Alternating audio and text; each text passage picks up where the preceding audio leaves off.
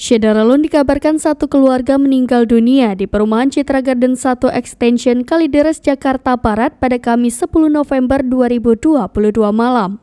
Adapun penyebab tewasnya satu keluarga itu masih diselidiki. Aparat kepolisian yang terdiri dari jajaran Polsek Kalideres bersama Polres Jakarta Barat dan Polda Metro Jaya langsung melakukan olah TKP setiba di lokasi. Kasat Reskrim Polres Metro Jakarta Barat, Kompol Haris Kurniawan mengatakan, keempat jenazah itu terdiri dari 2 laki-laki dan 2 perempuan. Berdasarkan informasi dari masyarakat sekitar, mereka adalah satu keluarga.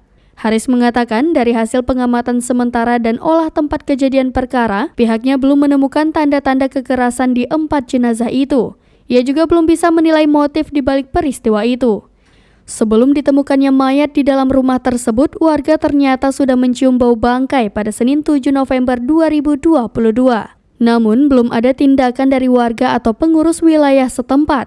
Aroma bau busuk semakin menyeruak ketika petugas PLN datang untuk memutus aliran listrik di rumah tersebut pada Rabu 9 November 2022.